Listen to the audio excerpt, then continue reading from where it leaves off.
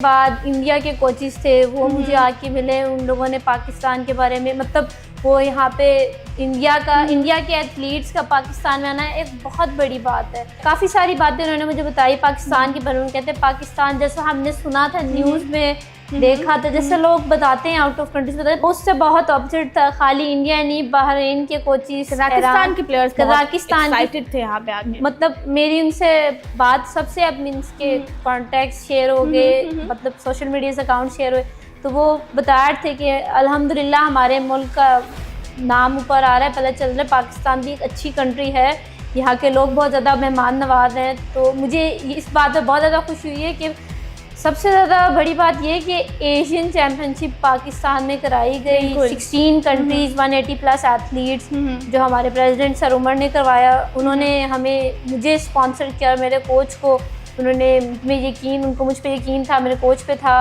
हमने परफॉर्म किया, तो मैं उनका भी बहुत ज़्यादा शुक्रगुजार हूँ, उन्होंने मुझे स्पॉन्सर किया इवेंट। अच्छा, हम बात कर रहे थे कंट्रीज़ की, तो गुलनाज जो आपके ओपोनेंट थी फाइनल्स में कजाकिस्तान से, हमने उनसे भी बात की थी। उनकी एक विश थी कि वो चाहती थी कि इस बार वो पाकिस्तान आई है, वो पाकिस्तान आके बहुत ज़्यादा खुश थी, लेकिन वो चाह रही थी कि नेक्स्ट टाइम हम चाहते हैं कि ये इवेंट हमारे मुल्क में जो है वो होस्ट किया जाए और पाकिस्तानी वहाँ पर आएँ, बानो भट्ट वहाँ के खेलें। सो ये एक मैसेज मैं आपके तक पहुँचा रही हूँ, क्योंकि वो चाह रही हैं कि Bano Bhatt next time Kazakhstan में खेलें। सो आपके इस पर क्या प्लान है? मेरी भी उनसे बात हुई थी कि वो चाहती थी कि जैसे अब वो हमारी कंट्री में भी चाहती, मैं उनकी कंट्री में आऊँ, जाके उनके साथ ट्रेन करूँ। इस मामले पे हमारी बात हुई थी। उन्होंने मुझसे कहा था कि जब भी आप कजाकिस्तान आएंगी, यू आर मोस्ट वेलकम, आके वहाँ पे ट्रेनिंग के लिए आना है, इवेंट के लिए आना है। उन्होंने मुझसे कहा था कि आपने ज़रूर आना है। तो इंशाल्लाह फ्यूचर प्लान्स देखेंगे, ट्रेनिंग कैंप्स का या फिर इवेंट हुआ तो मैं ज़रूर जाऊँगी। अच्छा, इवेंट के बाद जब आपने गोल्ड जीत लिया, उसके बाद क्या आपसे किसी कमर्शियल के लिए कंपनीज़ ने कांटेक्ट किया, बिग कंपनीज़ ने एडवर्टाइजमेंट के लिए या एड्स के लिए?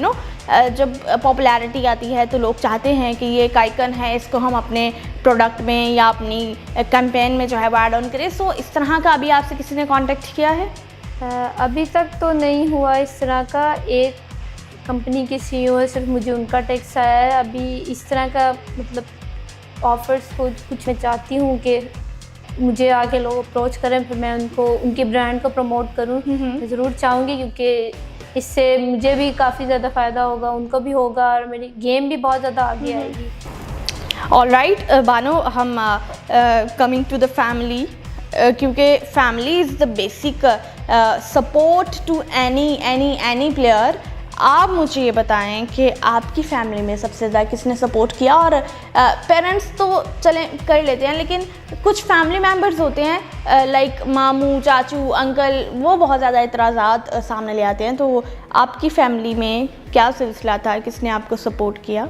कुछ छोटी बच्चियाँ मेरी स्टूडेंट थी, एक मेरी सिस्टर थी, मीन्स के वो लोग मेरी कुछ ट्रेनिंग पार्टनर्स थी, कुछ मेरे ट्रेनिंग पार्टनर्स थे, छोटे स्टूडेंट्स थे, सब वो आए थे मुझे सपोर्ट करने, इवेंट देखने आए थे। फैमिली की तरफ से मेरी मदर बहुत ज़्यादा सके, अगर उनका सपोर्ट ना होता स्टार्टिंग से, जो मेरी स्टोरी है, उन्होंने मेरे लिए बहुत ज़्यादा स्टैंड लिया है, बहुत कुछ किया है मेरी मामा ने। मतलब अगर मैं जो देखती हूँ वो हार्ड वर्किंग वूमेन है, ठीक है, तो उनकी मेहनत देखती हूँ, मतलब काफ़ी मोटिवेशन मिलती है उनसे।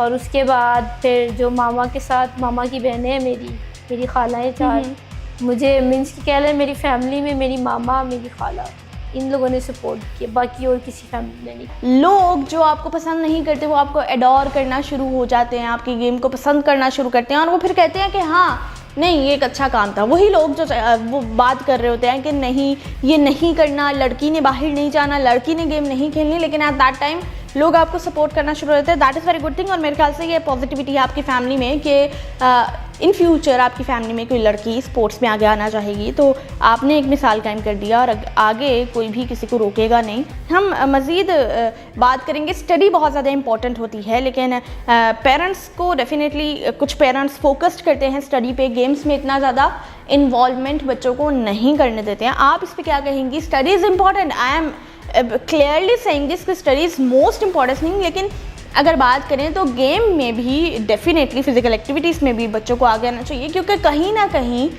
इसका बहुत बड़ा एज रहता है। तो इसके बारे में बानो आप क्या कहेंगी? जिस चीज़ में एक इंसान का इंटरेस्ट होता है, वो उसको जब वो पूरे दिल से करता है ना, तो कभी ना कभी वो कामयाब ज़रूर होता है। अब स्पोर्ट्स में काफ़ी ज़्यादा, आप स्पोर्ट्स को आप देखें, स्कॉलरशिप मिलती है कॉलेजेस में, यूनिवर्सिटीज़ में। जो बच्चे फ़ीस अफोर्ड नहीं कर पाते या जो बच्चे थोड़े पढ़ाई में इतने नॉर्मल हैं, तो वो स्पोर्ट्स के ज़रिए वो पढ़ सकते हैं। अगर आप डिपार्टमेंट्स की बात करें तो स्पोर्ट्स के ज़रिए आपको डिपार्टमेंट में जॉब मिल सकती है। डिफरेंट पढ़ाई है, पढ़ाई ज़रूरी है, पढ़ाई भी करें, बिल्कुल, लेकिन आपको अगर वो चाह रहे हैं कि वो स्पोर्ट्स करे, स्पोर्ट्स अब बहुत ऊपर आ रहा है। इसमें मैं खुद बोलूँगी, इसमें आप अगर आप स्पोर्ट्स कर रहे हैं, आप कोचिंग करवा के, ट्रेनिंग करवा के भी पैसे कमा सकते हैं। आप अपना जिम खोल लें, जो खोल सकते हैं, पर्सनल ट्रेनिंग करवा के, इवेंट्स खेल के, आप स्पोर्ट्स में भी पैसा, आप स्पोर्ट्स से भी पैसा कमा सकते हैं। यहाँ पर एक और बात मैं कब से सोच रही थी, क्योंकि मैं आपकी गेम, आपका फाइनल जो है वो मैं लाइव देख रही थी,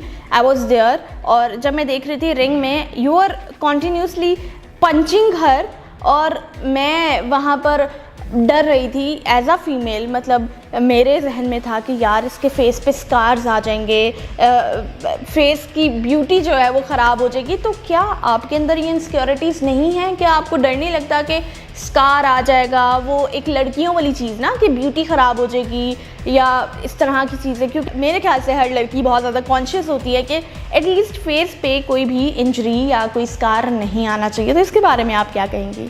मैंने शुरू से ही स्पार लड़कों के साथ किया है। कट्स लगना, आँखें ये सूज जाना, दांत वगैरह टूटना, बाजू वगैरह पेन वगैरह निकला है। इसके मुझे मतलब ये जो हमें जब कोई चोट लगती है ना, हम उसको अपना ब्यूटी मार्क समझते हैं। ओके। इसके मतलब चोट लगती है, हाँ आँख तो ब्लैक पूरी हो जाती है, तो वो इतना पिक्चर लेके ना हम खुश होते हैं। मैं पिक्चर लेती हूँ, हाँ आज मुझे ये लगा है, मीन्स कि अच्छा मेरी थोड़ी सी बेटर हुई है, थोड़ा हिट हुआ है। तो हम स्पारिंग ही इतनी हैवी करते हैं, एमएमए फाइटर्स होते हैं, हम लोग घबराते नहीं हैं हम लोग, क्योंकि खूनी फाइट होती है। एमएमए ना एक ऐसा स्पोर्ट्स है कि मतलब हम उसको प्रमोट करें कि ये जो स्पोर्ट्स ओलंपिक में भी ऐड हो जाए। अब आपने देखा है, हम सेफ फाइट्स होती हैं, हर चीज़ का ख्याल किया जाता है। फाइटर का एक नेम होता है, एमएमए एथलीट का फाइट्स में उसको बुलाया जाता है नाम देके, निक नेम होता है ये।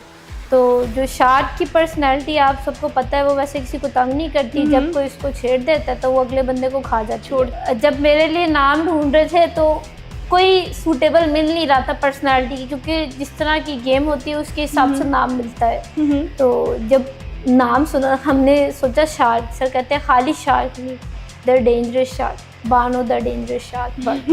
तो ये मेरे कोच ने मुझे नाम दिया। हम मज़ीद बात करेंगे आपके डाइट के हवाले से। जब एक स्पोर्ट्स पर्सन डाइट अपनी ठीक रखता है, बहुत इंपॉर्टेंट है डाइट, कितना खाना है, कितना नहीं खाना, कितने पोर्शन में खाना है, क्या खाना है, क्या नहीं खाना। सो एज अ देसी फूड लवर, हम देसी फैमिली से बिलोंग करते हैं, तो क्या मतलब किस तरह से खाने को जो है वो ठीक किया जा सकता है? क्योंकि मैं बात करूं, मैं कभी भी सोचूं कि मुझे डाइट करनी है, लेकिन अनफॉर्चुनेटली एट दैट टाइम घर में पाए बन जाते हैं, घर में इस तरह के खाबे चल रहे होते हैं कि बंदा उससे रेजिस्ट ही नहीं कर पाता। और मैं माशाल्लाह से बहुत ज़्यादा शौकीन हूँ खाने की, तो मेरे से तो डाइट नहीं होती। तो बानो, आप कैसे मैनेज करती हैं? क्योंकि मेरे से आज तक नहीं हो सका। आप किस तरह से जो है वो सब्र के साथ ये चीज़ कंटिन्यू करती हैं? देखिए, डाइट तो एक बहुत ही मेन चीज़ है, क्योंकि आउट ऑफ कंट्री के जो एथलीट्स होती हैं उनकी डाइट तो उनकी खुराक बहुत अच्छी होती है। अब हम जो है, मैं तो हूँ देसी बंदी, पंजाबी खाने की शौकीन, और जो ये इवेंट है इसमें हमारा जो होता है मेन वेट कैटेगरीज होती है, उनको फॉलो करना होता है। और जिस कैटेगरी में आपको खेलना है, आपको वेट में रह के ही करना होता है। मेरा यूजुअली जो वॉकिंग वेट होता है वो मैं 50 तक होता है अमूमन, क्योंकि सही में खाने पीने की शौकीन हूँ। मैं देसी खाना नहीं छोड़ सकती, चावल बिरयानी ये वो मैं कुछ नहीं छोड़ सकती, क्योंकि खाना एक ज़िंदगी में ऐसी चीज़ है जिससे मुझे बहुत खुशी मिलती है। ओके। तो उसको देख के साथ जब इवेंट आता है, डाइट करनी पड़ती है, वेट कट भी करना पड़ता है, तो वो एक बहुत मुश्किल होता है अक्सर। कि अभी जो मेरी फाइट थी उसमें मेरा वेट थोड़ा गेन हो गया था, कि मुझे इन्फेक्शन हो गया था, फिर मुझे थोड़ी सी मेडिसिन खानी पड़ी। और मैं वैसे नहीं खाती, मैं पैनाडोल ये मुझे मेडिसिन बिल्कुल नहीं सूट करती, लेकिन वो मुझे खानी पड़ी, फिर मेरा उससे वेट गेन हो गया मेरा। फिर तो जो मैंने वेट कट किया काफ़ी ज़्यादा, उससे फिर थोड़ा सा पावर पे भी असर वगैरह पड़ता है, लेकिन अल्हम्दुलिल्लाह मुझे नहीं पड़ता। वेट कट चाहे जितना भी हो मैं कर लेती हूँ।